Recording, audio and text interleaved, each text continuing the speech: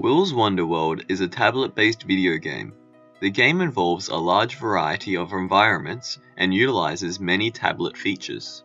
One of these tablet features is the utilization of the Android's gyroscope features and the use of getting the tablet's tilt.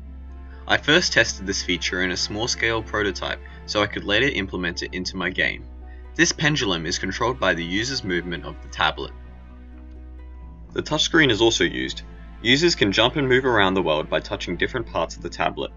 I programmed virtual keys into the game to initially test these touch-based inputs.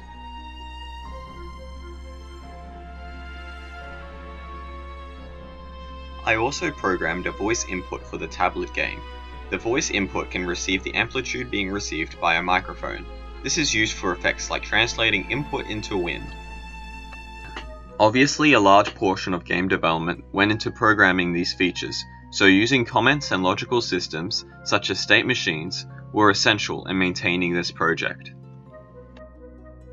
This is a multimedia project, so media such as graphics were used.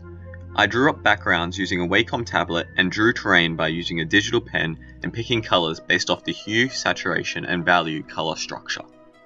Some dark areas were drawn to show the lighting effects in my video game. Another multimedia format is audio.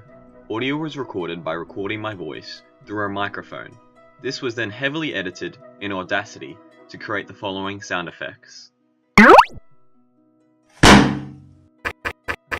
I composed the music in a free online music notation software, Notefly.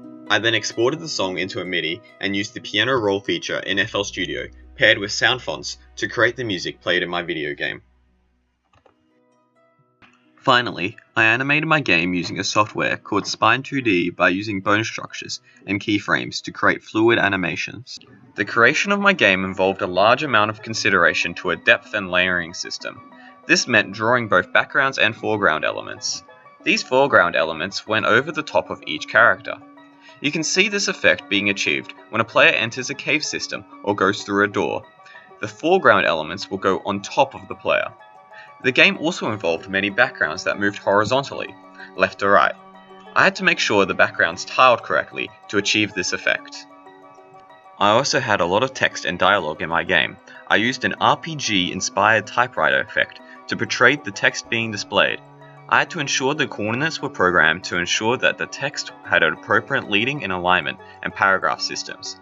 I utilized and manipulated string data types as a part of my programming component to this game. Each non-playable character or NPC had an associated image with them to identify who was talking.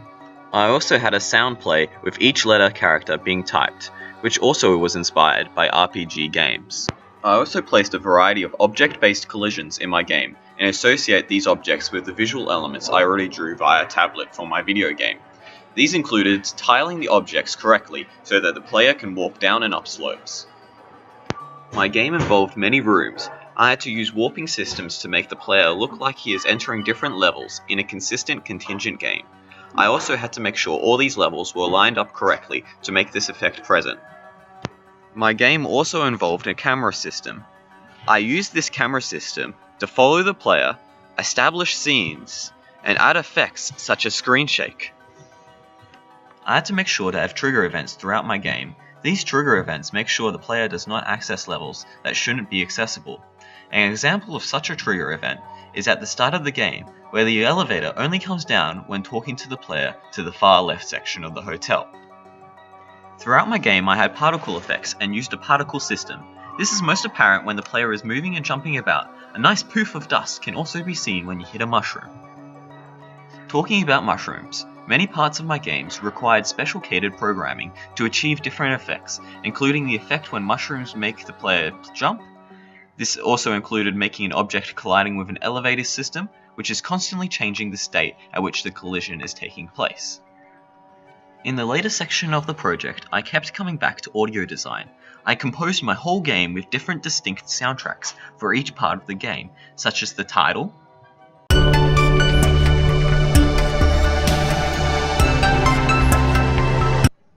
and the jungle level,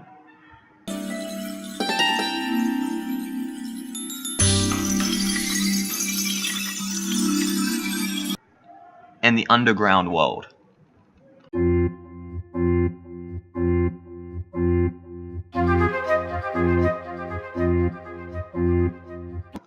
Will's Wonder World was a great project to work on, as it involved many skills, and I developed upon my skills throughout the project process. Thank you for your time.